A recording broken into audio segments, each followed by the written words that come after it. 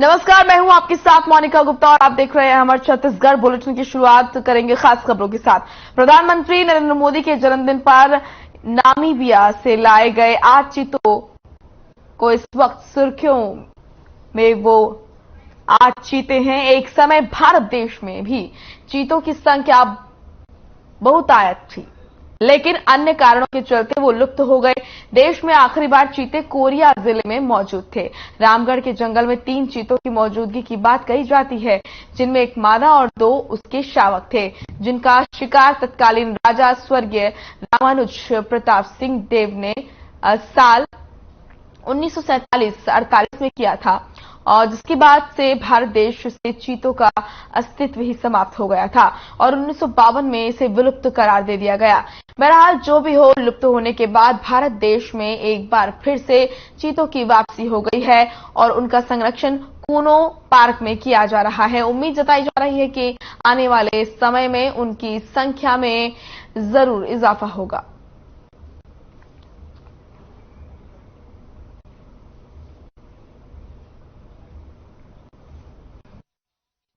कुमार साहब तो यही बताया करते थे कि उनके पिताजी महाराज साहब ने आखिरी चीते का शिकार किया रहा, जो कि कोरिया में हुआ, कोरिया महाराजा के द्वारा किया गया था और वो रामगढ़ में ही हुआ था। अपने भारत में 1948 में कोरिया का महाराजा स्वर्गीय रामानुज प्रताप सिंह देव द्वारा 3 चीता को मारा गया था और उसका publication Bombay natural history society Mumbai Bombay में हुआ था 1948 में, जो कि आखिरी रिकॉर्डेड चीता का हंट था।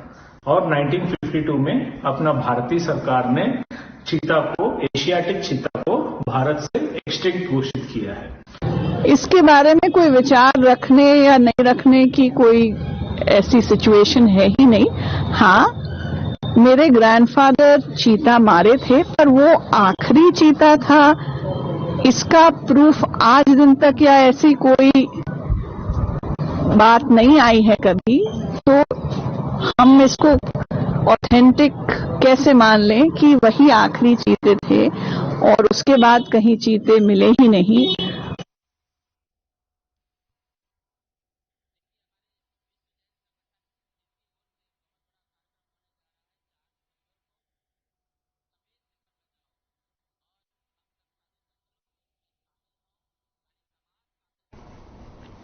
छत्तीसगढ़ में बीजेपी का प्रदेश अध्यक्ष बनने के बाद अरुण साव कोरिया दौरे पर रहे और जहां पर पार्टी कार्यकर्ताओं ने उनका भव्य स्वागत किया। इस दौरान उन्होंने सरकार के ऊपर जमकर हमला बोला। आपको बता दें कि हाल ही में अरुण साव बीजेपी के प्रदेश अध्यक्ष चुने गए, जिसके बाद से वो लगातार कार्यकर्ताओं से मिल पार्टी को मजबूत बनाने का काम कर रहे हैं।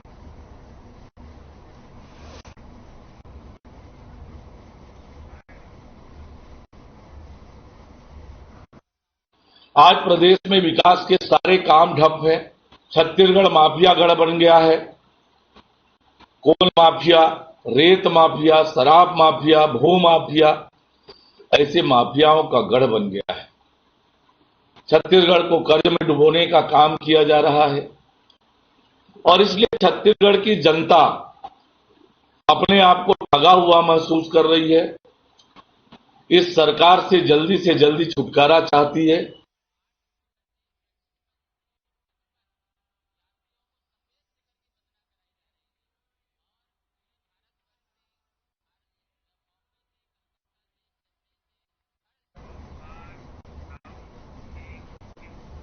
हरदी बाजार चौकी क्षेत्र के गुलशन पटेल की मौत का मामला फिर से सवालों के घेरे में आ गया है। 19 जुलाई की रात रायगढ़ के ग्राम महुआ पाली निवासी तीजबाई पटेल के घर पैसा लेने गया हुआ था युवा, जहां उसकी मौत की खबर सामने आई। इस पूरे मामले में पुलिस का कहना है कि जहर लेने से पीड़ित युवक की मौत हुई है, तो दूसरी ओर परिजन हत्या की आशंका जता रहे हैं।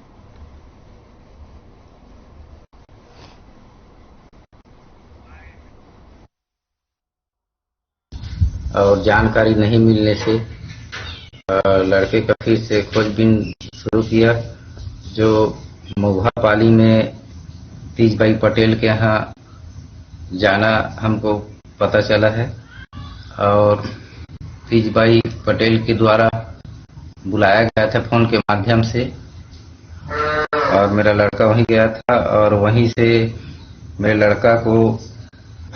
लड़के का हत्या कर दिया गया है।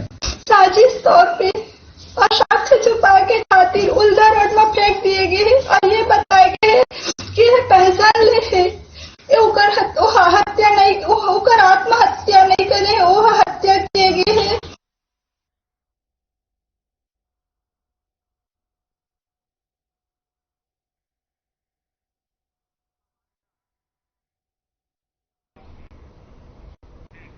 चलिए फिलहाल एक छोटे से ब्रेक के लिए रुक रहे हैं, फौरन लौटेंगे।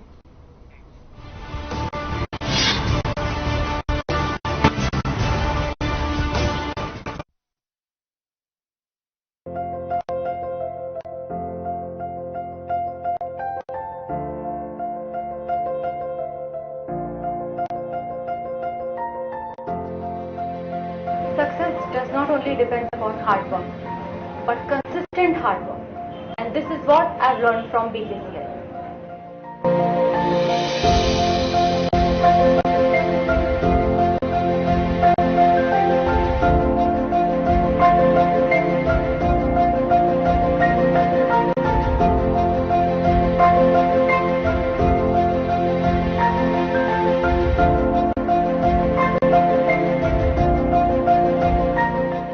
My name is Tulika Yadav and my overall rank is 96 Chhattisgarh PAT 2022.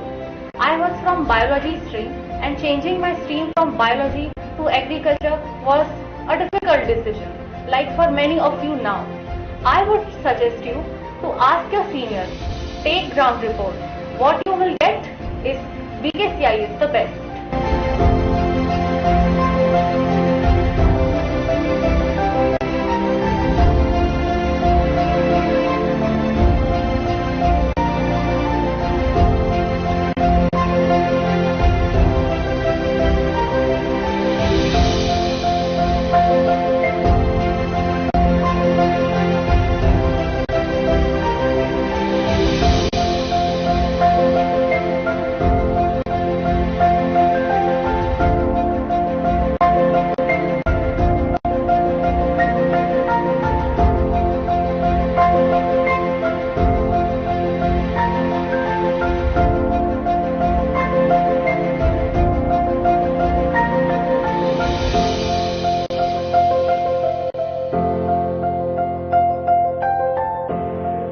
My dear juniors and future PAT aspirants, BKCI does not need any advertisement.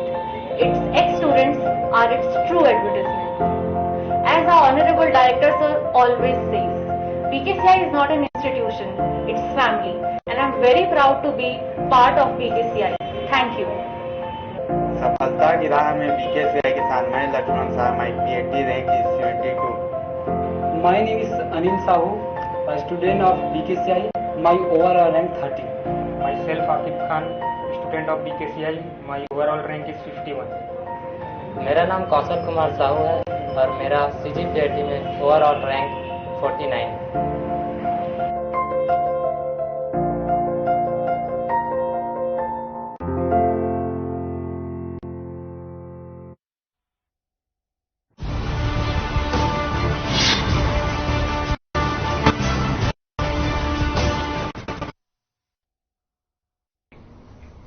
Break के बाद स्वागत है आपका। रुक करने की खबरों का। खबर बालौदा से है, जहां पर 20 से 25 गांव अभी भी बुनियादी सुविधाओं से तरस रहे हैं। इसके कारण वहां की आबादी परेशानी झेलने को मजबूर है। लंबे समय से बनी हुई समस्या को लेकर लोगों ने प्रशासन को ज्ञापन सौंपा। साथ ही 23 सितंबर को NH 53 पर चक्का जाम करने का ऐलान किया है। लोगों ने SDM कार्यालय पहुंचकर अधिकारी से मुलाकात की और उन्हें समस्याओं के बारे में जानकारी दी। बताया गया कि ग्रामीण क्षेत्रों में बिजली और सड़क की सुविधा है ही नहीं। इसके चलते कई प्रकार की परेशानियों का सामना करना पड़ रहा है। एक तरफ देश स्वाधीनता की 75वीं वर्षगांठ मना रहा है और इसके ठीक उल्टे ग्रामीण क्षेत्रों में आवश्यक सुविधाएं भी नहीं पहुंच सकी हैं। ये अपने आप में विडंबना ही कही जाएगी।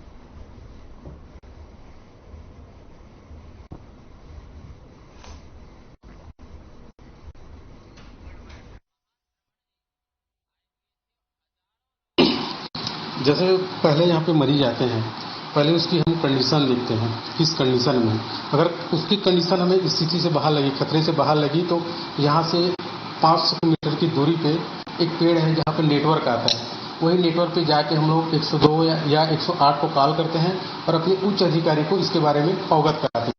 पहली बात तो यहाँ विद्युत नहीं है, नेटवर्क अभी नहीं है, और तीसरी बात यहाँ की यहाँ पक्की सड़क नहीं है।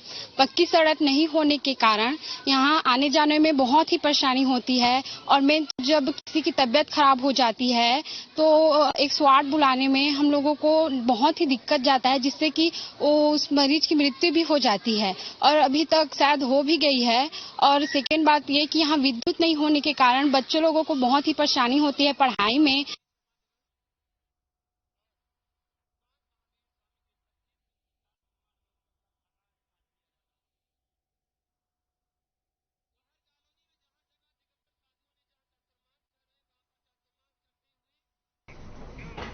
छत्तीसगढ़ के नए जिले सक्ती की ग्राम पंचायत सुखजा में हाई स्कूल शुभारंभ के उपलक्ष्य में कार्यक्रम आयोजित किया गया। चंद्रपुर विधायक राम कुमार यादव और विशिष्ट जिला पंचायत अध्यक्ष अनीता यशवंत चंद्रा मुख्य अतिथि रहे, और विधायक राम कुमार यादव का गांव के सरपंच सहित सैकड़ों लोगों ने उनका बाजे गाजे के साथ स्वागत किया, जहां फीता काटकर उन्होंने हाई स्कूल का शुभारंभ किया और बच्चों को तिलक लगाकर प्रवेश कराया।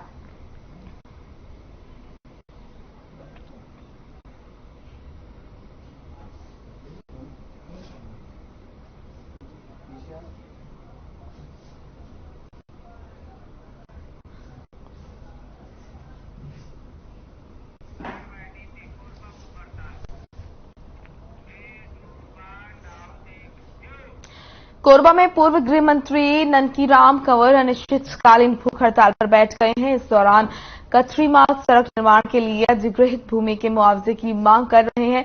साथ ही बीजेपी नेताओं के साथ उर्गा चौक को जाम कर दिया।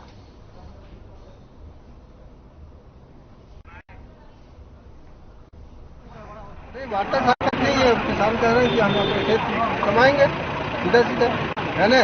जैसे भूपेश लग रहा, उसकी सरकार लग रहा, वैसे अधिकारी अभी पूरे टाइम मांग रहे हैं। अरे बिलासपुर से ला रहा था, जब उनके पास यहाँ रिकॉर्ड नहीं हुआ तो बिलासपुर से लाना था।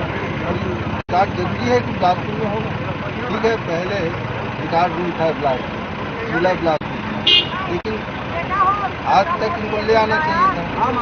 सर हम लोग काफी टाइम से खड़े हैं, इतना लंबा जाम है, सिर्फ 2 गाड़ी निकलने के लिए बोल रहे कि ये गाड़ी बैक हो जाए तो हम यहाँ से निकल जाएं, और उसके लिए भी प्रॉब्लम है। पहले वो बोल रहे थे कि यहाँ से गाड़ी निकलने देंगे, अभी बोल रहे हैं भारत माता की जय। लोगों को परेशान करके भारत माता की जय कब से होने लग गई है महोदय। आज तक के सन 72 से लेकर आज तक के मोर तालाब रहे थे 4 एकड़ के तालाब में 60 डिसमिल चल चुके हैं, लेकिन आज तक के कोई नौबत नाम से नहीं है। पिता स्वर्गीय द्वारका प्रसाद जाटव, श्री राजस्थान जी, इनके द्वारा कई बार आवेदन करते करते वो लोग स्वर्गवासी, लेकिन अब भी चौड़ीकरण हुआ, उसके बावजूद भी हमको कोई नोटिस नहीं दिया गया, नहीं हमको बताया गया।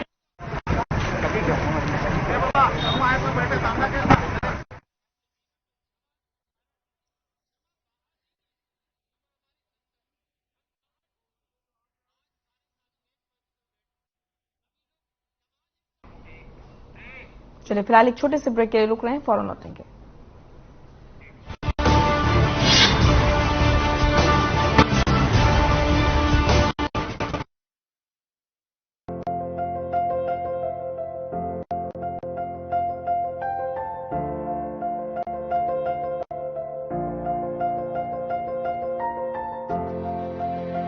Success does not only depends upon hard work, but consistent hard work.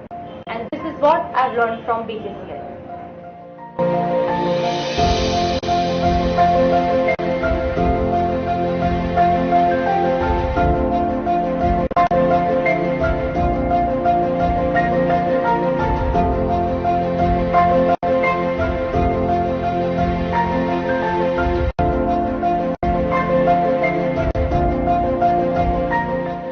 My name is Tulika Yadav, and my overall rank is 96 Chhattisgarh PAT 2022.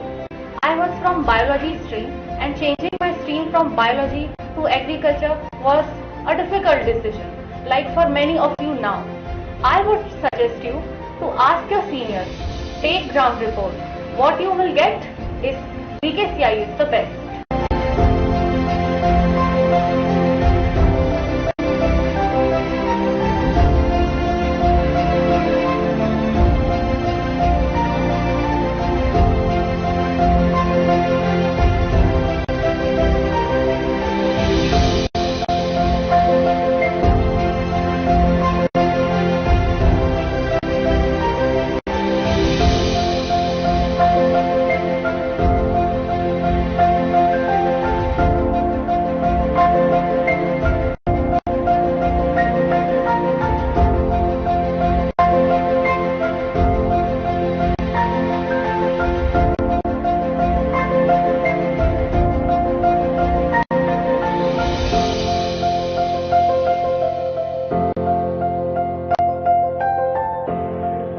My dear juniors and future PAT aspirants, BKCI does not need any advertisement.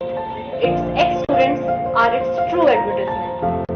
As our Honorable Director Sir always says, BKCI is not an institution, it's family, and I'm very proud to be part of BKCI. Thank you. सफलता की राह में BKCI के साथ मैं Laxman Sharma PAT rank is 72. My name is Anil Sahu, a student of BKCI. My overall rank 30. Myself Akib Khan, student of BKCI. My overall rank is 51. मेरा नाम कौशल कुमार साहू है और मेरा CGPAT में ओवरऑल रैंक 49।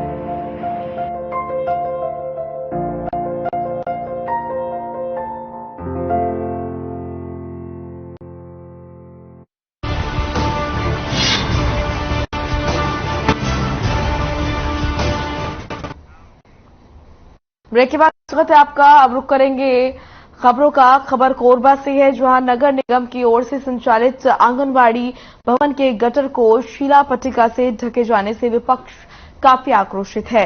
लखनलाल देवांगन जब महापौर थे तब उनकी ओर से एक सामुदायिक भवन का लोकार्पण किया गया था।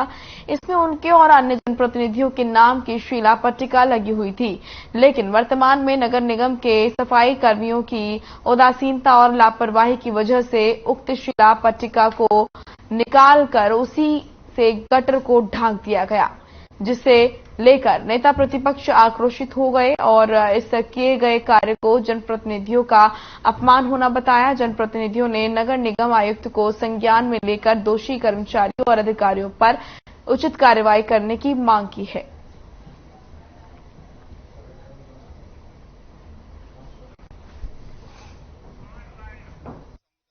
के पीछे खड़े हैं।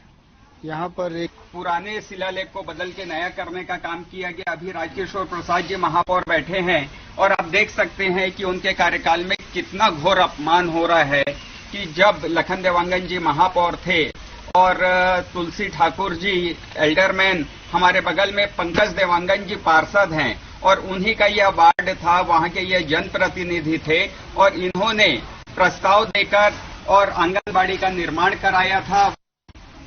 हम लोग बुधवारी सामुदायिक भवन की जांजगीर की पुलिस को बड़ी सफलता हाथ लगी है। पुलिस ने चोरी हुए 125 मोबाइल को बरामद किया, जिसकी कीमत 20 लाख रुपए बताई जा रही है। आम नागरिकों के चोरी हुए मोबाइलों का पता लगाने के लिए विशेष टीम का गठन किया गया था। इस टीम ने साइबर सेल की ओर से गुम हुए मोबाइल की खोजबीन की। मोबाइलों को कई जिलों से बरामद किया गया। एसपी विजय अग्रवाल ने मोबाइल के मालिकों को उनका फोन लौटाया और आम नागरिक जिनको अपना फोन मिलने की कोई उम्मीद नहीं थी, उन्हें भी साइबर सेल की सहायता से मोबाइल वापस किया गया।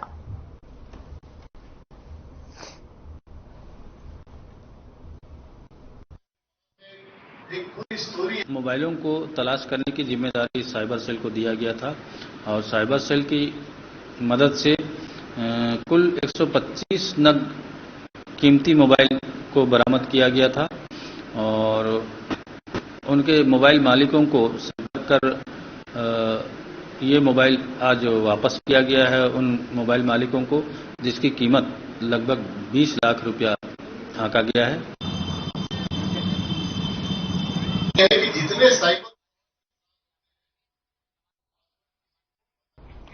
जांजगीर जिले के करनौद गांव में हुए सड़क हादसे में एक व्यक्ति की मौत हो गई। हादसे के समय मृतक पुनीराम अपने घर के बाहर घूम रहा था, तभी अचानक एक तेज रफ्तार वाहन ने उसे टक्कर मार दी और गंभीर रूप से घायल पुनीराम को मौके पर ही पुनीराम की मौत हो गई। हादसे की सूचना पर पहुंची पुलिस ने मुकदमा दर्ज कर मामले की जांच शुरू कर दी है।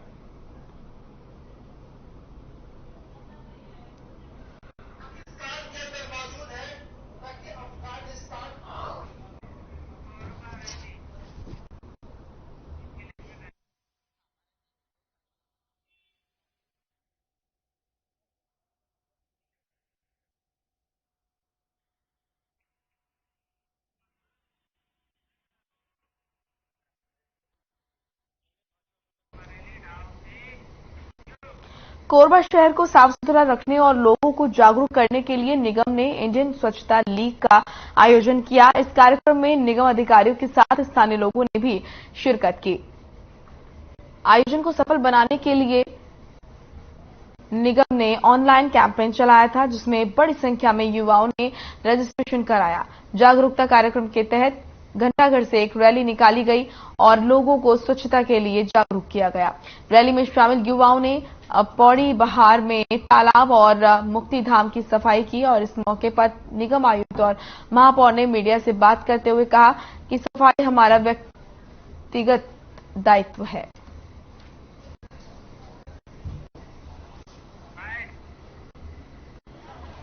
इंडियन स्वच्छता लीग कार्यक्रम आज हमने शुरू किया है नगर निगम कोरबा के अंतर्गत, और इसमें ऑनलाइन रजिस्ट्रेशन का प्रोविजन था, तो उन्हें लिंक जारी किया हुआ था निगम की तरफ से।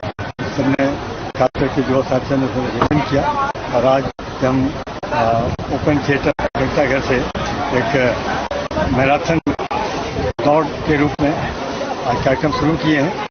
इंडियन स्वच्छता लीग कार्यक्रम के तहत नगर निगम कोरबा में कार्यक्रम का आयोजन किया गया है, जिसमें शहर के जो भी सभी युवा हैं वो इसमें पार्टिसिपेट कर रहे हैं। पहले उन्होंने ऑनलाइन माध्यम से हमने एक रजिस्ट्रेशन कैंपेन स्टार्ट किया था, तो सभी लोग जो उसमें इंटरेस्टेड थे उन्होंने इसमें रजिस्ट्रेशन में भाग लिया। आज हमारा स्वच्छता को लेके घंटाघर मैदान से एक रैली निकाली गई है, जिसमें रैली के माध्यम से लोगों को स्वच्छता के प्रति जागरूक करने के लिए संदेश दिया गया है।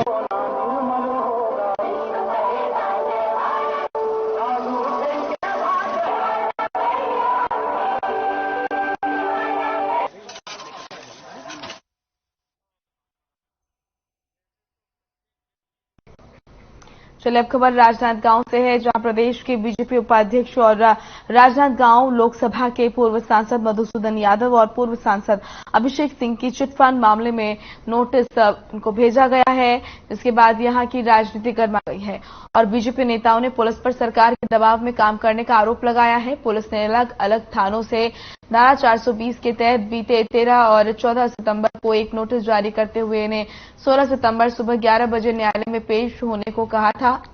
वहीं बीजेपी कार्यकर्ताओं ने पुलिस अधीक्षक को ज्ञापन सौंपते हुए कहा कि इस मामले में न्यायालय से स्टे मिला हुआ है, इसके बावजूद नोटिस जारी कर न्यायालय में पेश होने को कहा जा रहा है। चिटफंड मामले में राजनांदगांव जिला प्रदेश में प्रमुख स्थान रखता है। यहां लाखों की संख्या में निवेशकों ने अपने करोड़ों रुपए चिटफंड में लगाए हुए हैं। कंपनियों के कार्यक्रमों में शामिल होने वाले नेताओं पर भी निवेशक और अभियुक्त यहां पर अभिकर्ताओं ने एफआईआर दर्ज करा दी थी।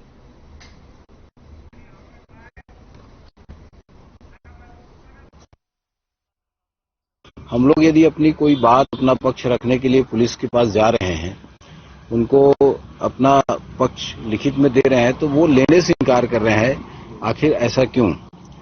आखिर हमको अपना पक्ष रखने का अधिकार तो है ही है। पुलिस अपना काम कर रही है, हम अपना काम करेंगे। तो पुलिस जिस तरीके से व्यवहार कर रही है, इससे ये स्पष्ट हो रहा है वो दबाव में काम कर रही है। सरकार ये चाहती है कि हम लोगों को बदनाम किया जाए। मैं चुनौती देना चाहता हूं कि आप जब हमारे खिलाफ 420 का मामला दर्ज करके चालान तलब कर रहे हैं, तो आपको गिरफ्तार करने में क्या दिक्कत है? मैं राजनांदगांव में हूं। ये चिटफंड मामले में फिर एक एफआईआर की गई है, जबकि माननीय उच्च न्यायालय बिलासपुर के द्वारा सारे मामलों में स्टे है और सिमिलर मैटर में जानबूझ के मतलब FIR करते हैं और गिरफ्तारी का या कोर्ट में परेशान करते हैं, जबकि ऐसा होना नहीं चाहिए था। उसी से संबंधित SP साहब को सूचना देने के लिए कल विधायक कार्यालय से उत्तम साहू जी आए थे, तो SP साहब ने मना कर दिया था उनके आवक जावक विभाग के लोग कि हम आवेदन नहीं लेंगे, जबकि सामान्य प्रक्रिया है, प्राकृतिक न्याय का सिद्धांत है कि कोई भी आवेदन दे उसको लेना है।